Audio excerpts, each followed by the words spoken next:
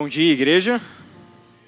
Nós estamos hoje chegando ao fim da nossa série curta, mas nem por isso pouco importante, sobre o valor e o quanto é fundamental desenvolvermos como os discípulos de Cristo o hábito, a disciplina da leitura e da Bíblia e da oração.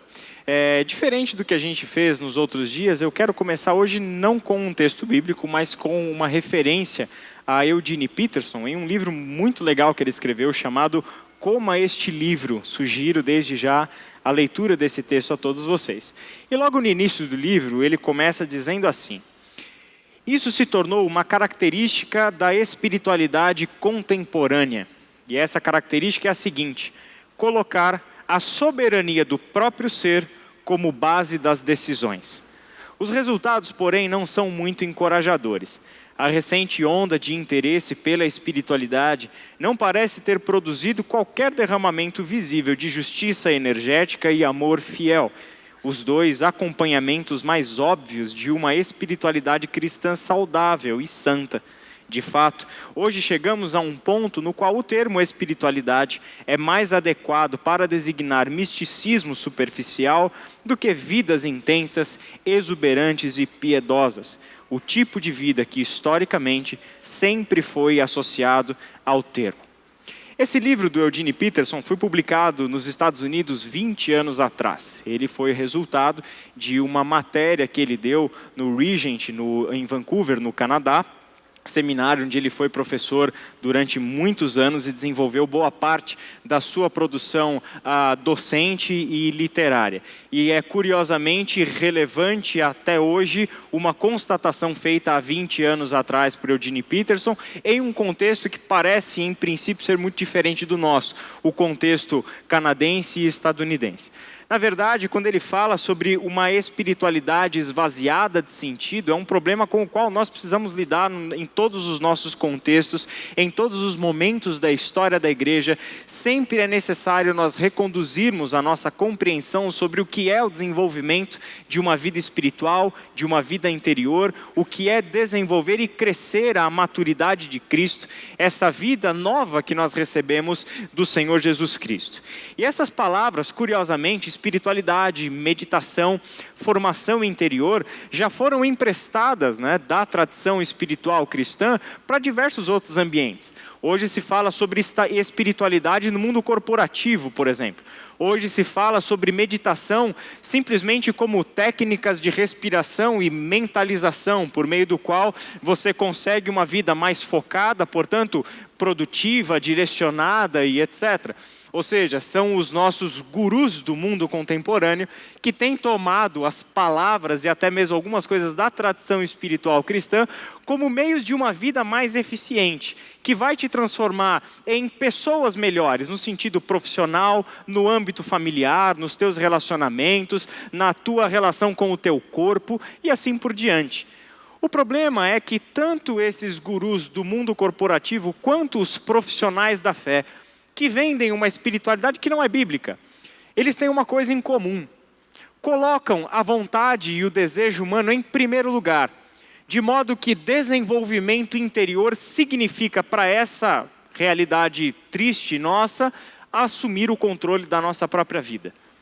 Desenvolvimento interior acontece quando nós, indivíduos, assumimos o controle da nossa vida e potencializamos todas as áreas da nossa vida para atingirmos os nossos objetivos e chegarmos a resultados satisfatórios.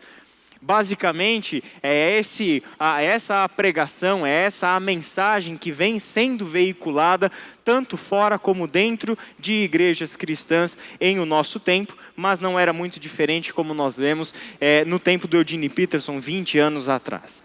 Isso nos leva a refletir um pouco sobre o que é verdadeiramente uma espiritualidade. E Eugene Peterson nos leva a considerar os resultados. Os resultados de vidas verdadeiramente transformadas e que cresceram espiritualmente têm a ver com a prática da justiça e amor leal. Tem a ver com um compromisso histórico em ser um sinal e um agente do reino de Deus na história.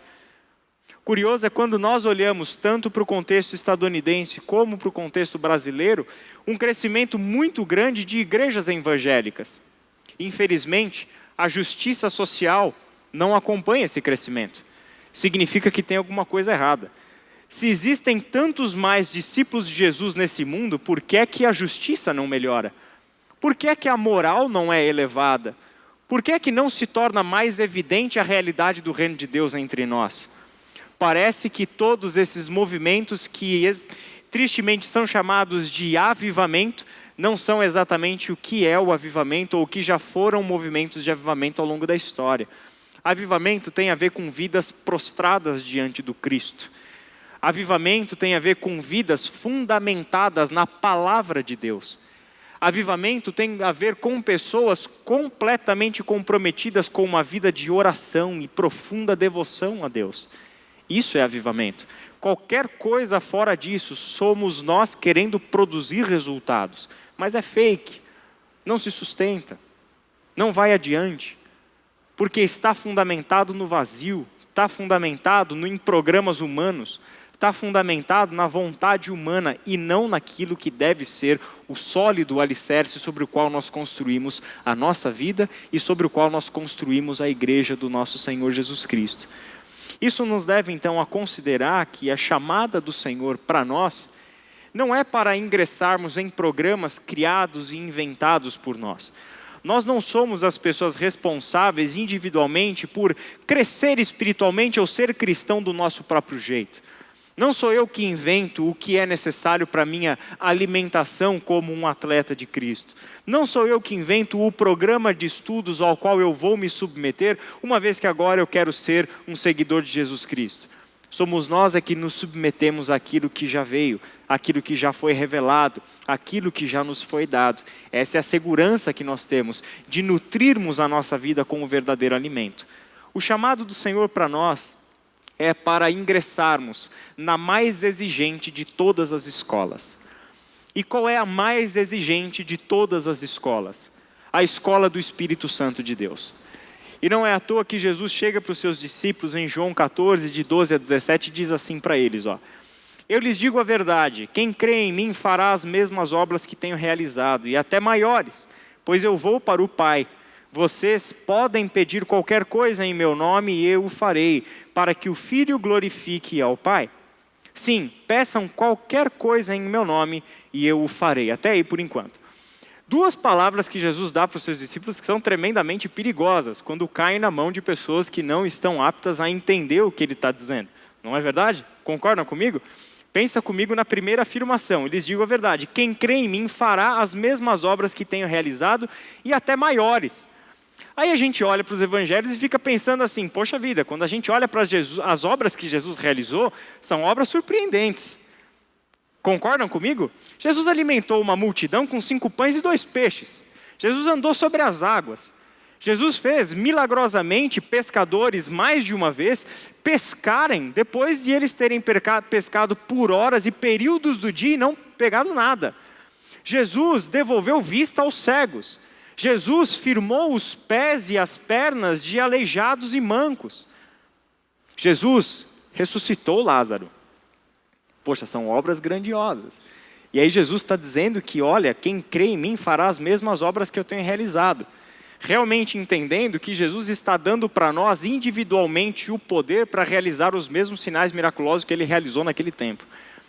O que nós precisamos levar em consideração também sobre a segunda afirmação que ele faz, que consiste em a gente pedir para o Pai o que a gente quiser em nome dele, isso é uma outra coisa perigosa, não é verdade?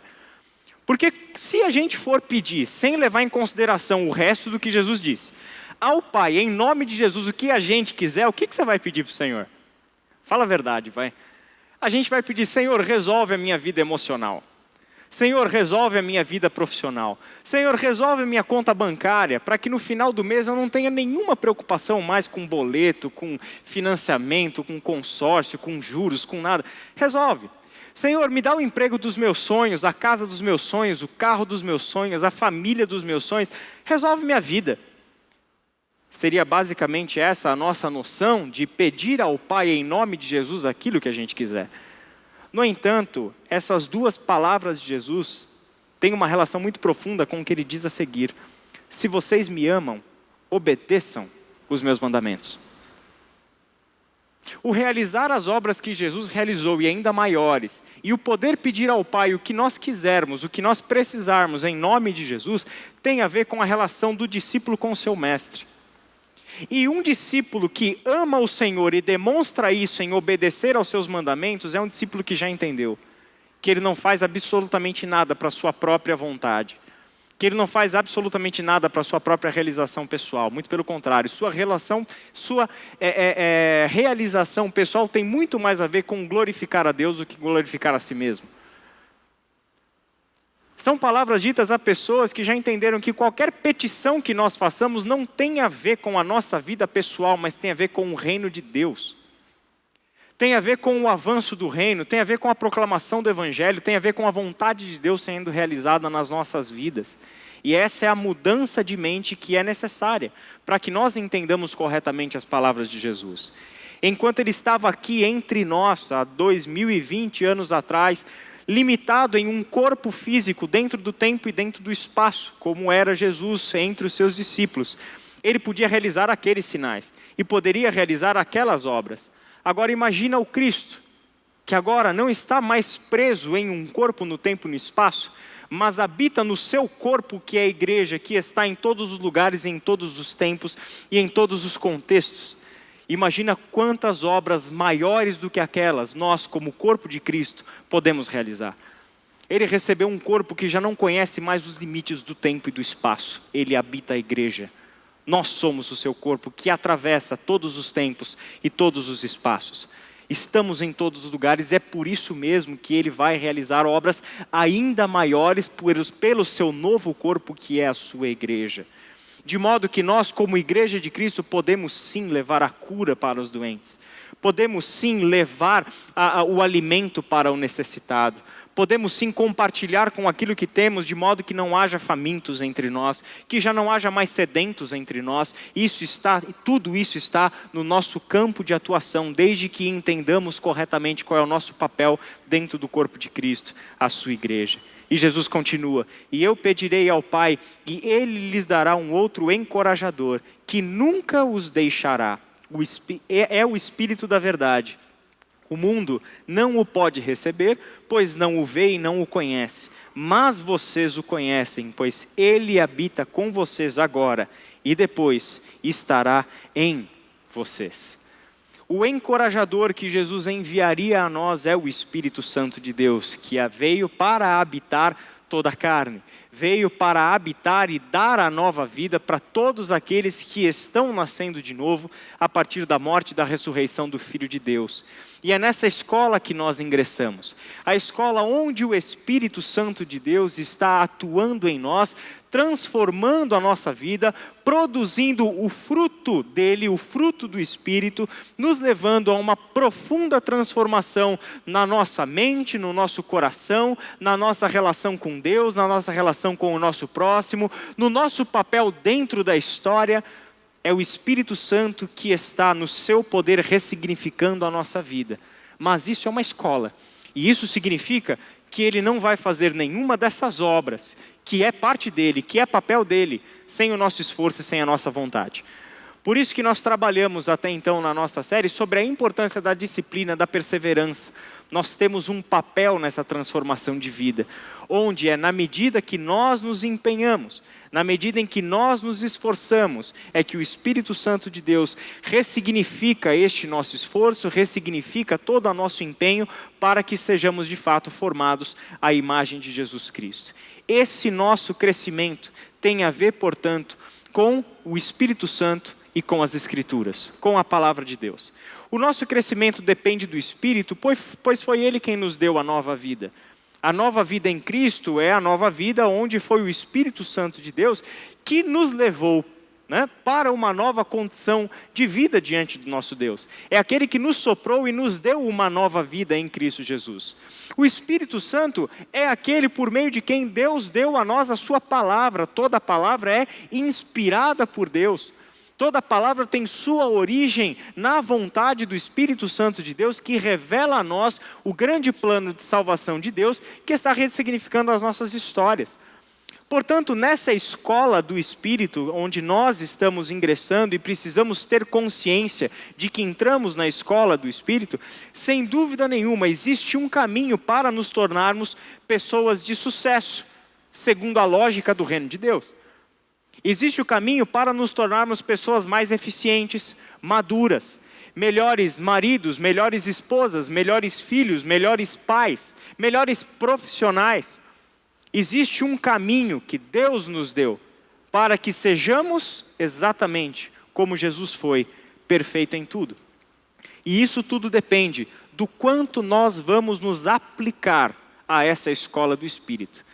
Depende muito mais, eu sempre brinco com os meus alunos, a instituição de ensino faz a sua parte, mas se você não fizer a sua, a gente não faz milagre. O que a gente não consegue fazer como faculdade, como seminário, como escola bíblica, como crescer, como qualquer coisa, é lavagem cerebral. Não dá para a gente chegar aqui, trocar um cérebro e pôr outro no lugar já formatado e pronto. Depende de você.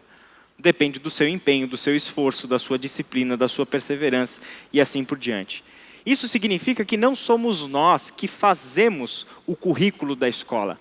É o Espírito. É Ele que faz o programa. Não somos nós que escrevemos os conteúdos, mas o conteúdo já nos foi dado por Sua palavra.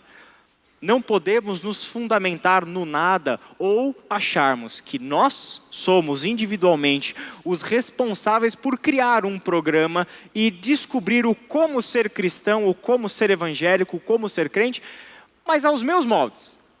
Quero ser cristão do meu jeito. Quero ser evangélico do meu jeito. Isso não existe. Isso não existe. Nós somos chamados para a única escola de formação verdadeiramente cristã. E nessa escola é Espírito Santo e Palavra de Deus. Interessante que quando nós olhamos para a vida de Jesus, nós descobrimos algo muito significativo. Quem é Jesus para a tradição cristã? Quem é Jesus nas Escrituras? Quem é Jesus para a teologia cristã? São tantas coisas que nós podemos dar como resposta, na verdade. Jesus é o Filho de Deus. Jesus é o agente da criação, aquele que se fez carne e viveu entre nós.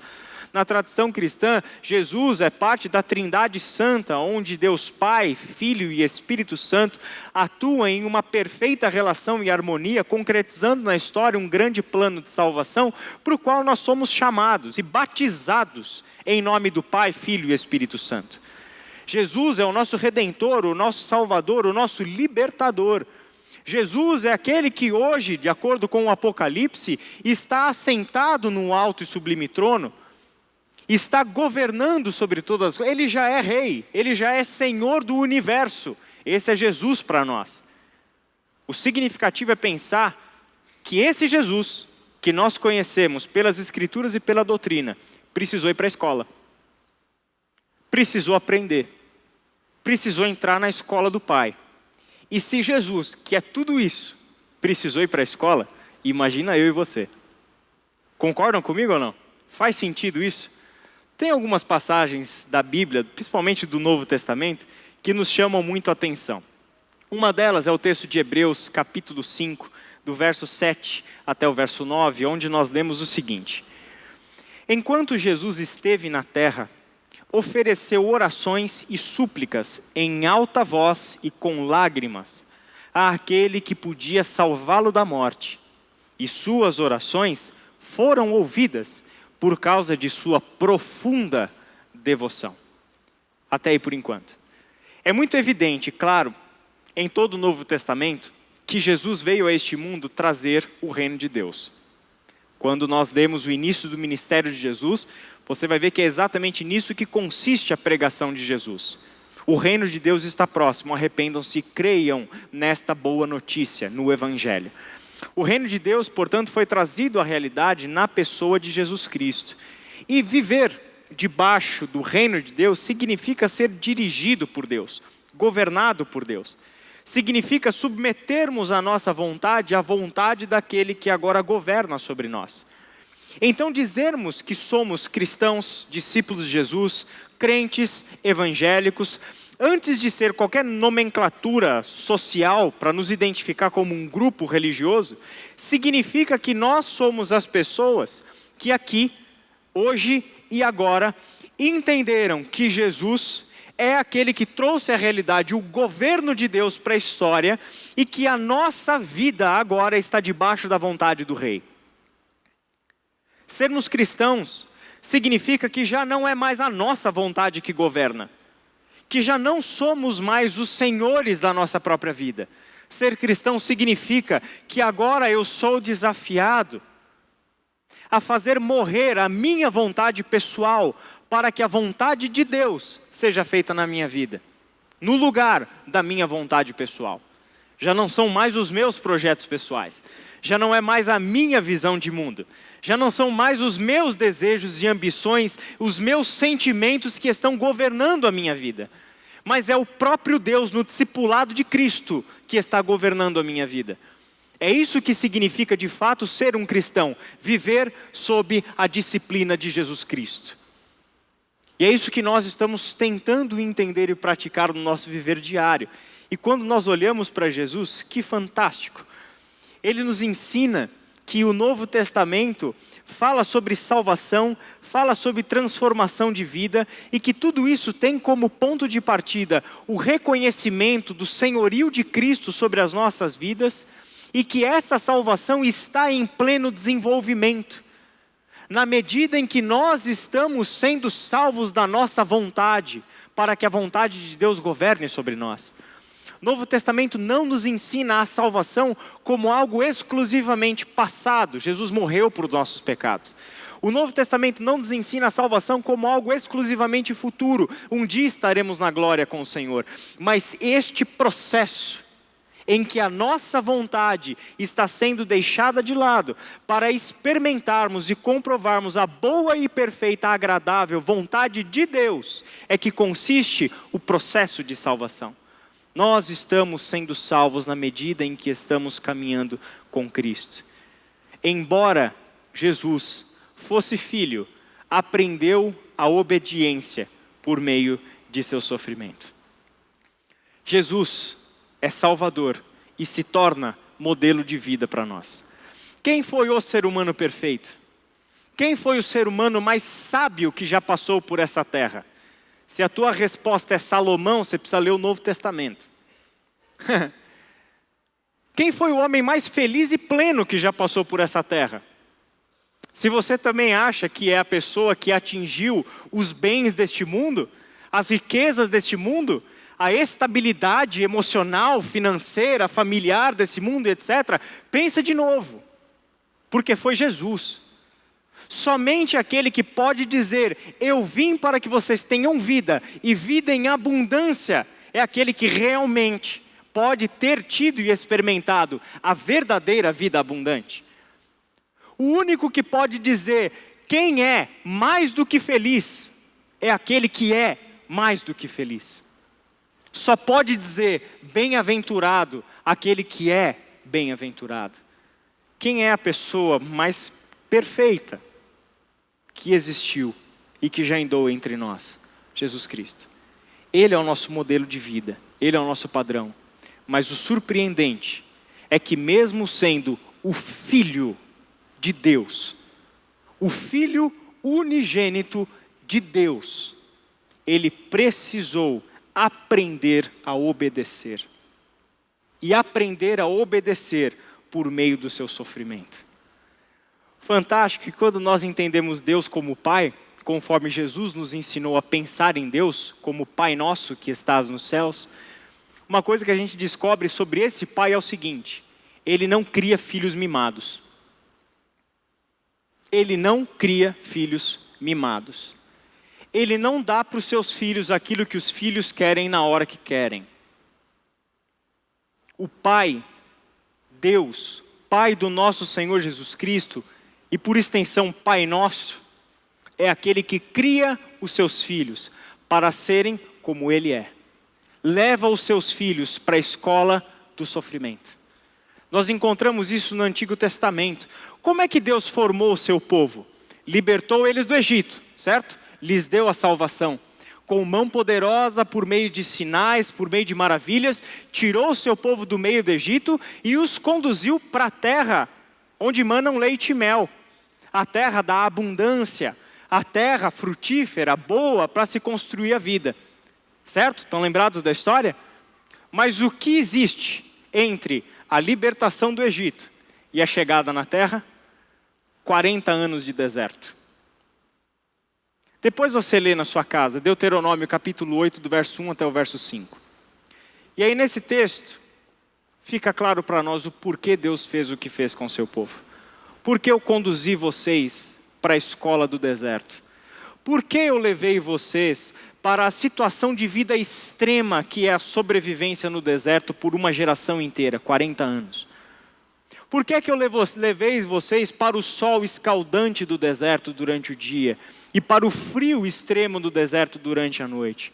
Por que eu levei vocês para um lugar onde não era possível vocês plantarem para se alimentarem da terra?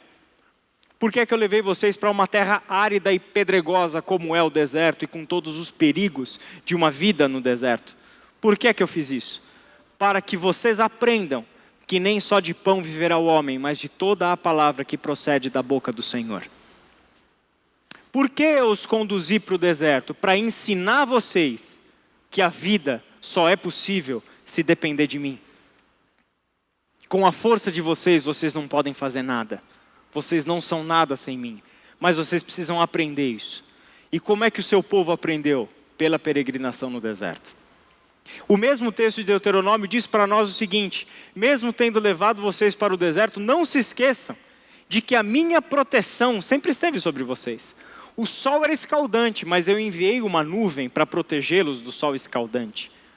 O frio era congelante, mas eu enviei vocês uma coluna de fogo que os aquecia e mantinha a vida apesar disso. As situações de alimentação e sobrevivência eram praticamente impossíveis, mas eu fiz descer o maná e as codornizes do céu e vocês se alimentaram.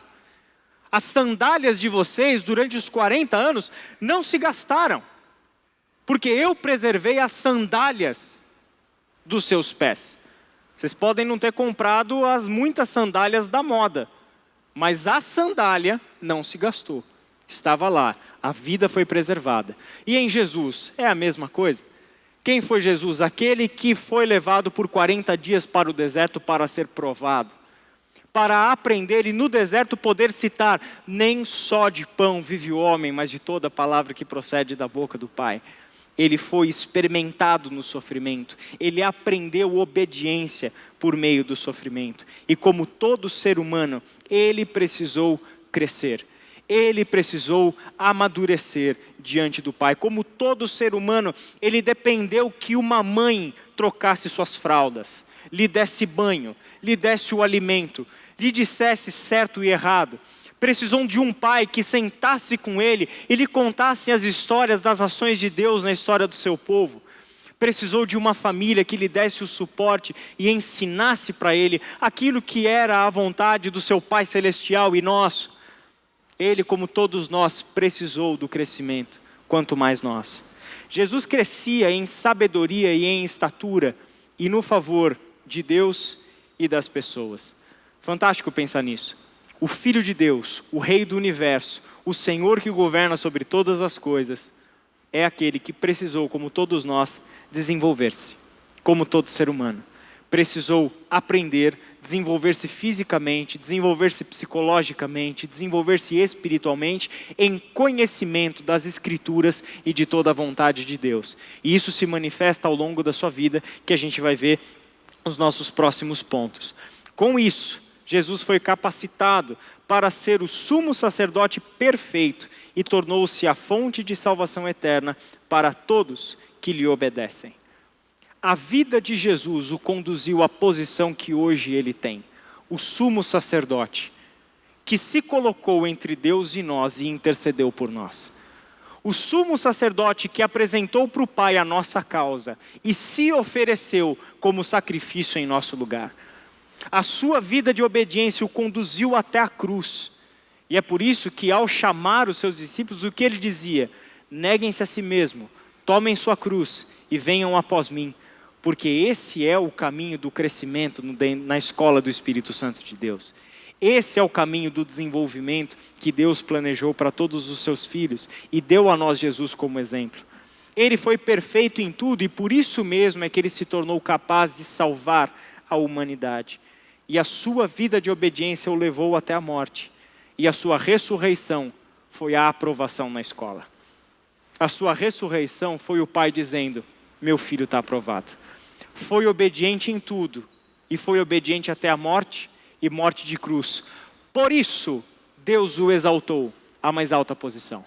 Por isso, Deus o trouxe de volta à vida, e lhe deu o nome que está acima de todo nome, para que diante do nome do seu Filho, se prostre todo joelho no céu, na terra e debaixo da terra e reconheça que Jesus Cristo é o Senhor, para a glória de Deus Pai.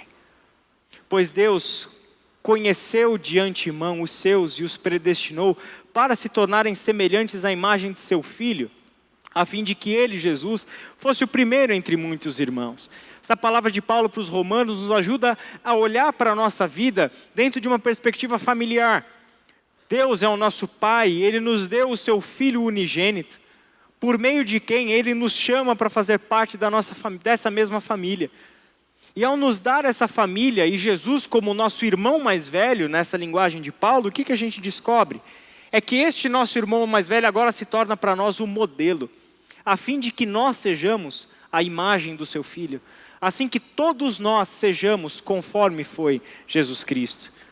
E em Efésios, Paulo diz assim: portanto, como filhos amados de Deus, imitem-no em tudo que fizerem. E como Paulo eleva o padrão aqui, né?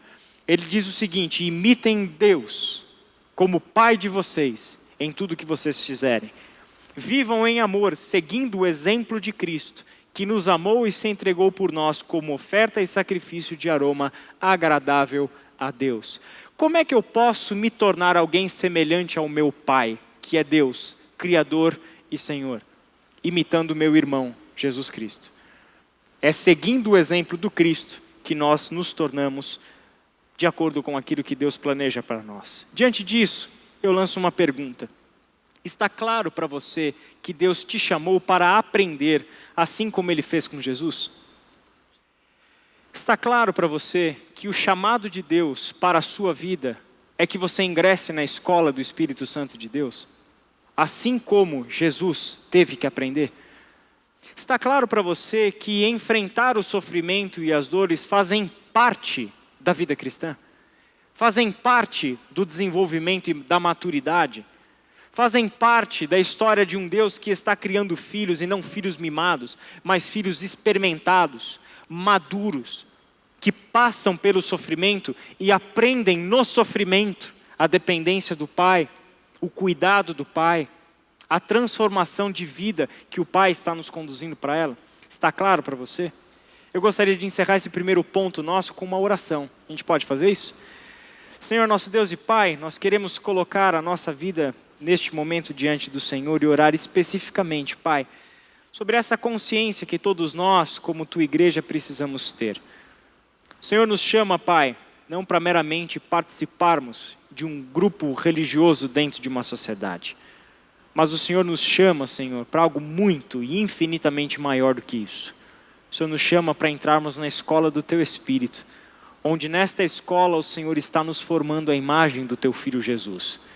Que todos nós, Pai, neste auditório, tenhamos a consciência de que esse é o Teu chamado e vocação para todos nós. E de que nós precisamos trilhar o caminho como Cristo Jesus, nosso Senhor, Salvador e irmão mais velho, também trilhou. Em nome de Jesus. Amém. Quando nós olhamos então para a vida de Jesus, a gente descobre algumas coisas fantásticas. Por exemplo, certa ocasião os discípulos dele chegam para ele e dizem o seguinte: Mestre, ensine-nos a orar. Ensina a gente a orar. Por que os discípulos reconheciam em Jesus alguém capaz de lhe ensinar a orar?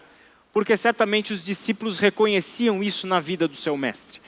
Reconheciam que a oração tinha um papel fundamental na vida de Jesus.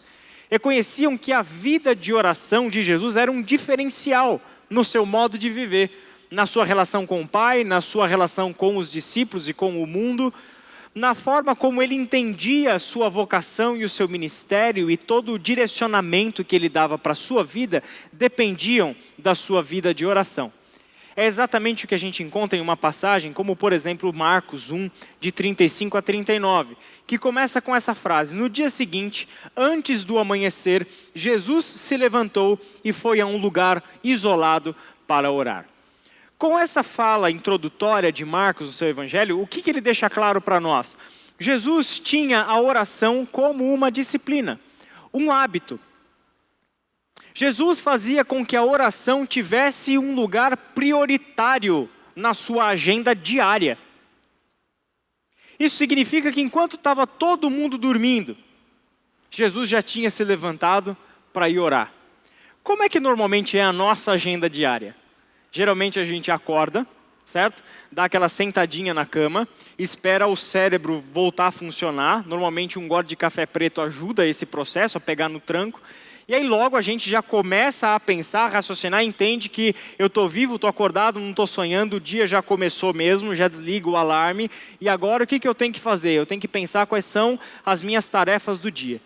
O dia vai começar assim, assim, assado, e eu preciso hoje fazer isso, aquilo outro e outro tal. As pessoas mais organizadas já começam muitas vezes a escrever o seu dia. As mais organizadas já sabem o que tem que fazer um ano antes, né? São alguns casos que a gente tem entre nós. Mas as pessoas normalmente começam assim os seus dias, pensando os afazeres do dia, não é verdade? Como é que Jesus começava o dia dele? Na oração. Por que isso é importante? Porque antes de qualquer tarefa, antes de qualquer plano, antes de qualquer decisão, antes de qualquer ação, a oração está antes. Veio primeiro. E todas as tarefas, planos, atividades, decisões, têm que estar baseadas na oração. Porque a vida do cristão não começa com a sua atividade, mas a vida do cristão começa com a sua relação com o Pai. Então começa na oração. É por isso que então Jesus tinha esse hábito. O dia dele começava com oração.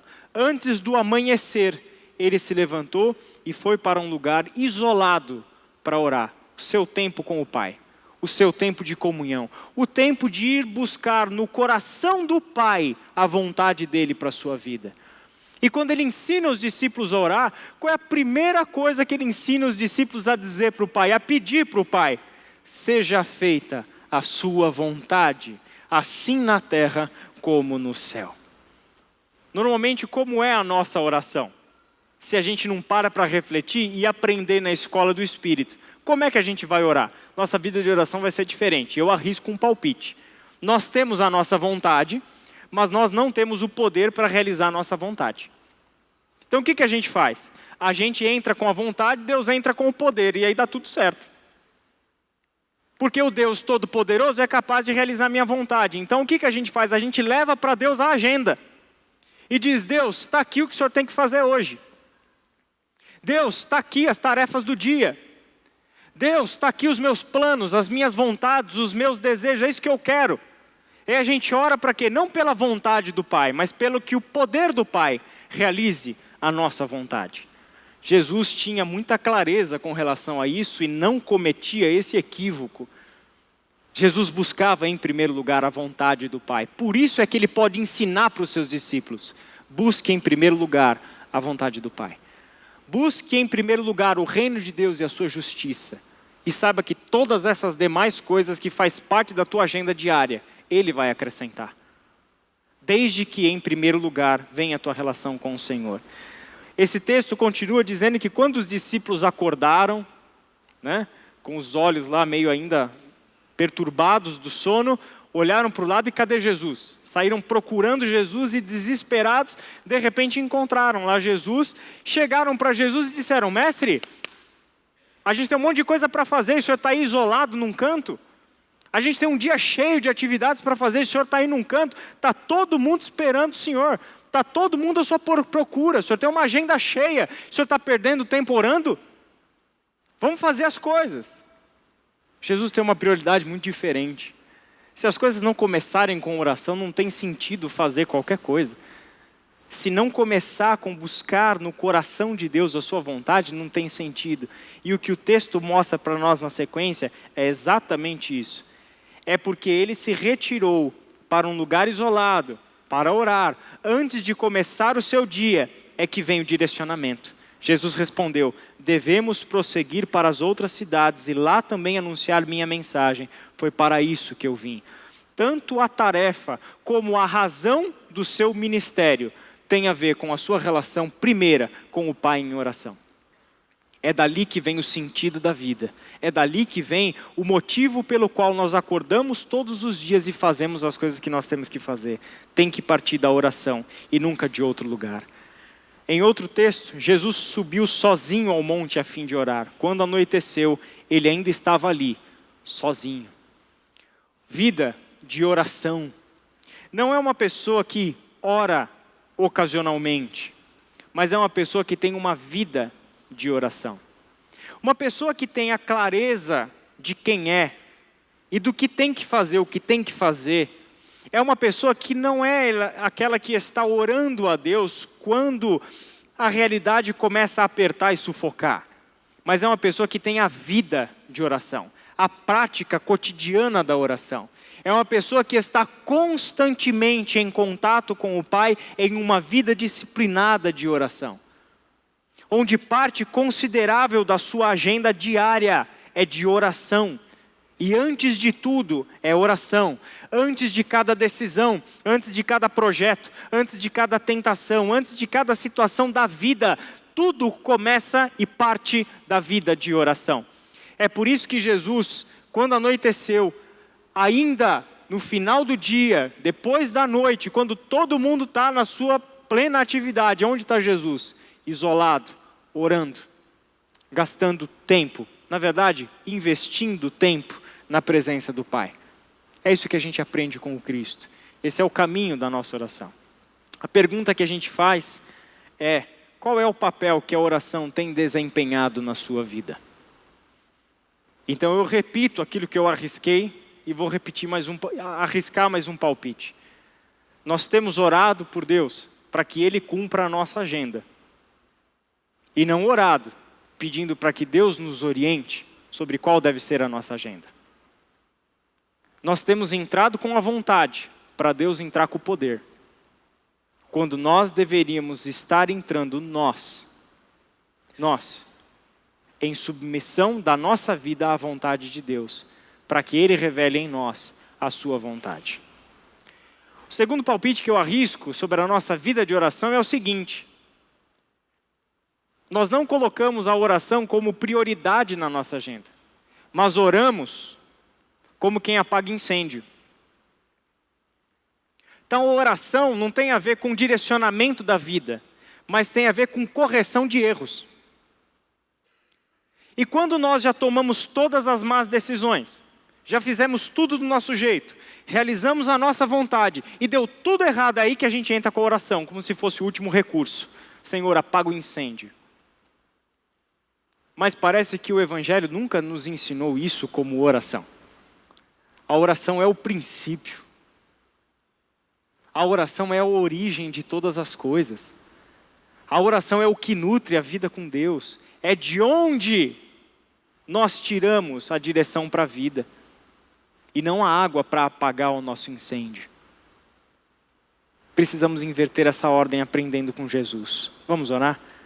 Senhor nosso Deus e Pai, colocamos diante do Senhor o nosso coração, pedindo a Ti, Senhor, que pela Tua graça e pelo Teu amor, o Senhor nos reconduza, Pai, a uma vida de oração sensata, baseada, Senhor, na Tua vontade e no que aprendemos com o Cristo. Que a nossa vida de oração, Pai, busque, sobre todas as coisas, viver a plenitude da Tua vontade e não mais da nossa. Livra-nos, Senhor, do erro de levarmos para o Senhor a nossa agenda, pedindo para que o Senhor cumpra, Senhor, aquilo que nós queremos que o Senhor cumpra. Mas que da oração, Senhor, parta a nossa intimidade com o Senhor. E daí, Senhor, venha os Teus sonhos realizados em nós. A Tua vontade realizada em nós. Que o Senhor nos dê os planos que valem a pena ser planejados. Que o Senhor nos dê os sonhos que valem a pena ser vividos e sonhados. Que o Senhor nos dê o direcionamento, Pai, que a nossa visão, tão pequena e limitada, não é capaz de enxergar.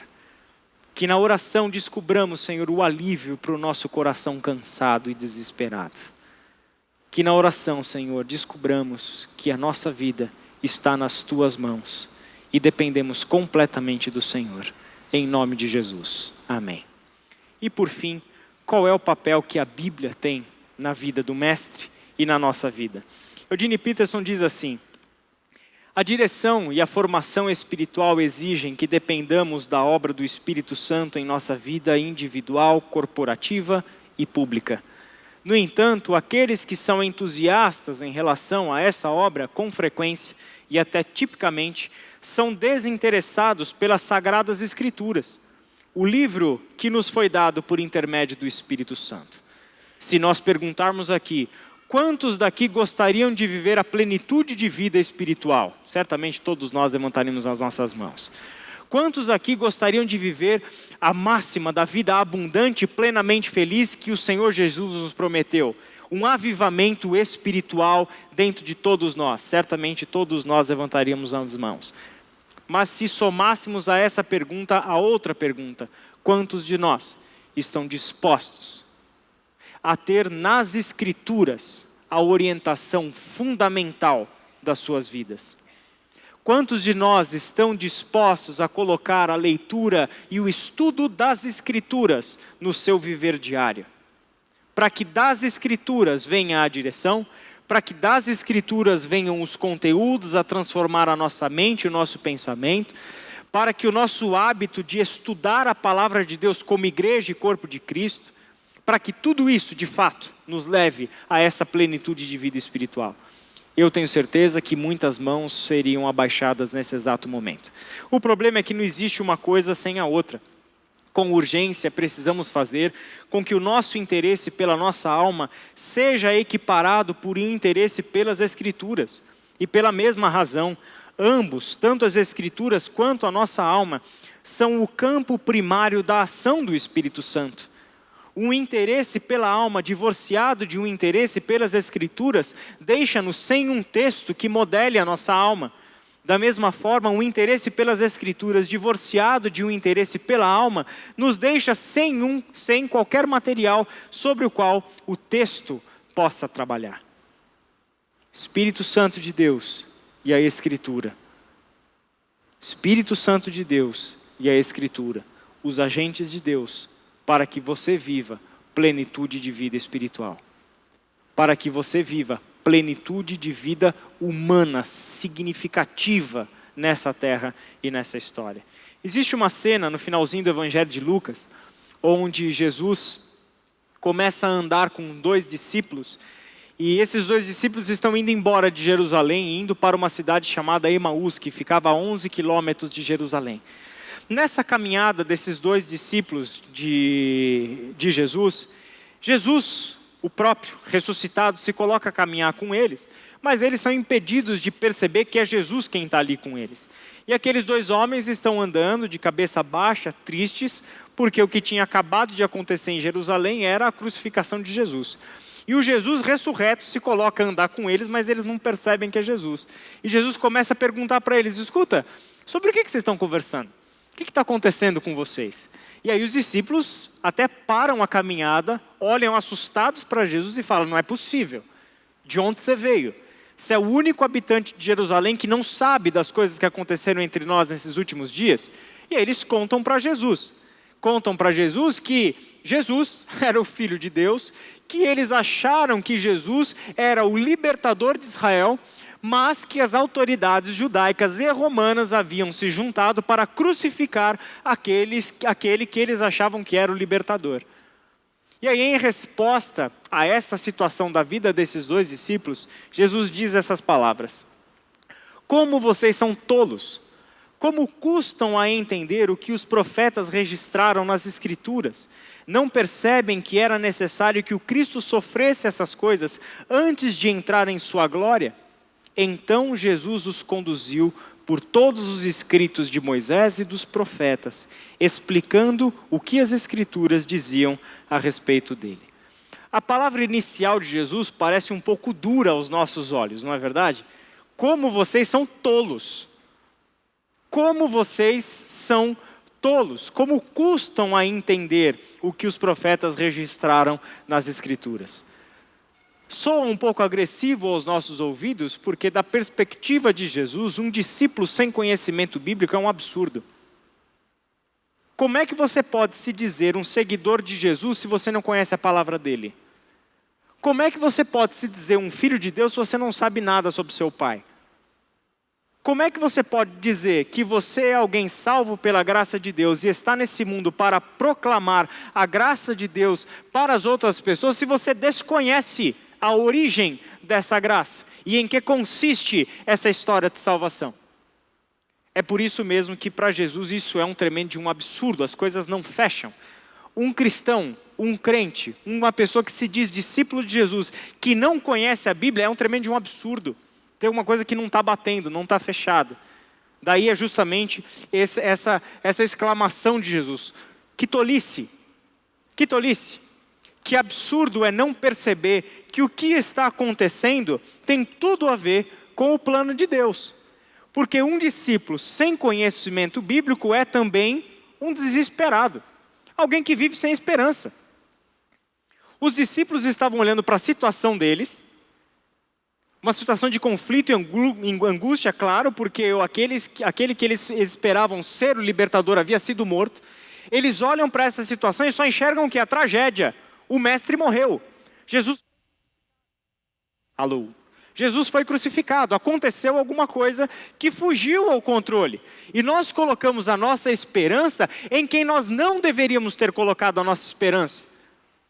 A situação deles é de desespero, mas estão vivendo desesperados porque não conhecem a palavra de Deus. Porque se conhecessem a palavra de Deus, saberiam que todas aquelas coisas que aconteceram com Jesus eram exatamente o que tinha que acontecer. Sempre foi o plano de Deus. Era necessário que o Cristo, que o Messias, sofresse essas coisas antes de entrar na sua glória. Então aquilo que para vocês é um desespero, na verdade é um desconhecimento do plano de Deus.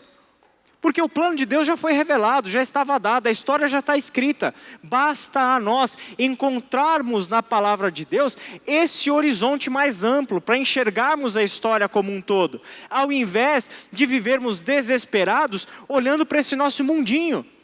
É contemplarmos o grande plano de salvação de Deus na história, e o conhecimento bíblico é o que nos dá isso. O conhecimento bíblico é o que nos dá essa visão de todo da Escritura. E é exatamente o que Jesus faz com os seus discípulos. Olha para eles, primeiro dá esse puxão de orelha nos seus discípulos. Vocês são uns tolos e pessoas que têm dificuldade de entender.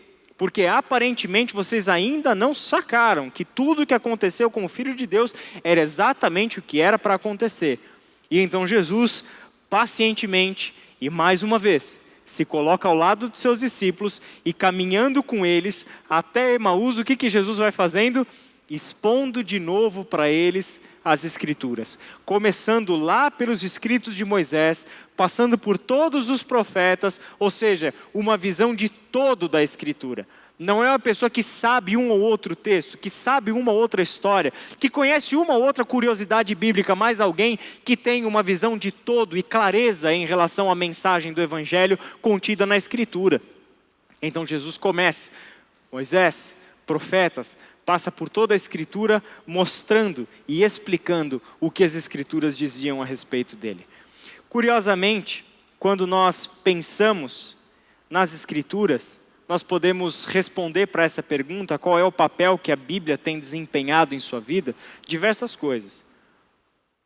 Talvez boa parte de nós teria que dizer o seguinte: nenhum. Bíblia não tem desempenhado papel nenhum na minha vida. Para outras pessoas que já entenderam a importância das Escrituras, já está claro que sem o conhecimento da palavra de Deus não tem crescimento espiritual. Que sem o conhecimento da palavra de Deus não tem a mente de Cristo formada em nós. E aí eu vou começar ou vou continuar a pensar segundo a lógica desse mundo e não mais segundo a lógica de Deus. Para algumas pessoas isso já ficou claro e por isso elas se empenham na leitura devocional e no estudo das Escrituras. Eu acredito que todos vocês, ou a maioria de vocês, recebe diariamente os textos para leitura devocional com perguntas que te ajudam a conduzir com as suas próprias pernas suas leituras devocionais. Recebe do André ou de mim pelo grupo do Crescer, mas recebe. Fazem essa leitura devocional? Fazem a leitura da Bíblia? Investem ali 10, 15 minutos do seu dia para isso? Porque é nessas coisas que você está respondendo essa pergunta. Qual é o papel que a Bíblia tem na sua vida? Para muitos de nós, o que eu estou dizendo aqui significa o seguinte: eu preciso arrumar espaço para a Bíblia na minha vida. Mas ainda não entendeu que nós não somos maiores do que a Bíblia. E isso significa que nós não somos aqueles que abrem a vida para a Bíblia entrar. É a Bíblia que abriu espaço para que nós entremos. A Bíblia é maior do que nós. A Escritura é maior do que nós. A palavra de Deus é o nosso horizonte. Não sou eu que sou horizonte para a palavra de Deus. Não sou eu que estou arrumando milagrosamente um espaço para a Escritura, graciosamente cedendo parte do meu tempo para a Escritura. É a Escritura que abriu para nós o universo divino. É a Escritura que abriu para nós a grande história de salvação e nos convida para dentro dela. É a Escritura que nos está chamando para dentro dela. Não somos nós que estamos chamando a Bíblia para a nossa vida, mas é o oposto. A pergunta que a gente faz é: qual é o papel que a Bíblia tem desempenhado na sua vida? Porque isso você responde de forma prática, na leitura, no estudo e, sobretudo, no resultado de tudo isso, viver as Escrituras, praticar as palavras da Bíblia. É aí que está a grande fonte de transformação. Eu fecho com alguns passos práticos, onde a leitura da Bíblia e a vida de oração encontram a sua convergência, que é justamente a prática da leitura devocional. No texto inicial que nós lemos de Hebreus, foi dito que Jesus, durante o tempo em que esteve entre nós na sua vida terrena, ele apresentou ao Pai orações e súplicas. E atingiu resposta às suas orações por causa da sua profunda devoção. Jesus tinha uma vida devocional que tem que ser exemplar para nós, para a qual devemos olhar e dizer: eu quero ser igual, eu quero fazer o mesmo. A tradição cristã tem, há séculos e séculos, trabalhado com 5 passos orientadores para uma leitura devocional. O primeiro deles é a própria leitura, onde você se abstém do convívio, das relações, de tudo aquilo que pode atrapalhar a sua concentração. Eu sempre sugiro, faça isso com uma Bíblia impressa e não com o seu celular. O motivo é muito simples: o seu celular tem inúmeras distrações dentro dele. Então faça isso com o texto impresso. Vá para um canto e aprenda com Jesus, isolado, em silêncio, distante, em secreto. Só você e Deus. Tenha o seu momento de leitura. Nessa leitura devocional, nós lemos atentamente a passagem, crendo que ela é palavra de Deus, por meio da qual Deus fala com você. A nossa atitude perante a Bíblia é importante. Ela não pode ser um texto qualquer. Ela não pode ser para nós mais um livro orientador. A Bíblia não é como os demais livros que nós produzimos e publicamos. A Bíblia é palavra de Deus, capaz de te tornar sábio para a salvação em Cristo Jesus. Creia que Deus está falando com você por meio da palavra dele. O que leva a gente à meditação. Reflita sobre o que significa essa passagem. Aquelas perguntas que a gente envia para vocês, para a interpretação do texto, são exatamente por meio daquelas perguntas que nós estamos aprendendo a fazer perguntas que vão nos ajudar a entender o que o texto está dizendo. E diante dessa reflexão, pergunte: o que Deus está dizendo a você por meio dela? Qual é a palavra que está sendo dita a você por meio dessa leitura? A leitura e a meditação é o que preparam o terreno para a oração. Com base na meditação, qual é a sua resposta a Deus? Qual é a sua petição? Qual é o seu agradecimento? O que você diz para o Deus que acabou de falar com você pela sua palavra? É aqui que se estabelece o diálogo e a conversa. Falei na semana passada, algumas pessoas às vezes nos procuram e a gente pergunta: como anda a sua vida devocional? E a pessoa responde para nós: eu tenho a sensação de que eu leio a Bíblia e Deus não fala comigo. E eu também tenho a sensação de que quando eu oro, a minha oração não passa do teto. O que está faltando para você? Eu tenho certeza que a Bíblia e Deus não estão com problema. Tem um problema em algum outro lugar, mas não é nem na Bíblia nem em Deus. Isso eu garanto. Significa que a nossa atitude diante da Escritura importa. Você lê crendo que Deus fala com você, por mais que você não sinta alguma coisa naquele momento, por mais que não seja uma voz audível vinda dos céus, mas crer que esta é palavra de Deus. Isso prepara o terreno para uma resposta. Deus que fala é o Deus que quer ouvir. É o Deus que quer ouvir as suas orações. Quer ouvir os seus lamentos. Quer ouvir das suas dores. Quer abrir dos seus sofrimentos. Quer ouvir as suas dúvidas. Ele quer saber quais são as suas petições diante da palavra com a qual Ele falou com você. Ele quer saber quais são os seus motivos de gratidão. Ele quer saber como você tem contemplado a vida e percebido na vida, em todos os aspectos da nossa vida, a presença graciosa de Deus. No maná, nas codornizes, na sandália que não se gasta, na nuvem que nos protege do calor, na coluna de fogo que nos protege do frio, naquilo que é ordinário e cotidiano, percebermos a presença graciosa de Deus cuidando de nós. Ele quer ouvir o teu agradecimento. Isso te leva a uma contemplação. O texto que a gente leu de Lucas 24 diz que quando os discípulos entraram com Jesus e comeram com Jesus, onde no partir do pão Jesus foi reconhecido por eles, um diz para o outro assim, não estava queimando o nosso coração enquanto ele nos expunha as Escrituras? Eu tenho certeza que pelo menos uma vez na sua vida, você teve uma experiência de com a leitura da Bíblia, sentir o seu coração em chamas. Por que você não quer viver isso todos os dias? Porque essa não é a experiência que marca a tua caminhada com Deus. A contemplação, o que inflamou o seu coração. O que tocou fogo no seu coração. E com isso, nós podemos acalmar a nossa mente e o nosso coração na presença do nosso Deus. Como toda leitura devocional, ela tem que terminar em compromisso com Deus renovado. Qual é a resolução? Como Deus te chama para viver a palavra dele?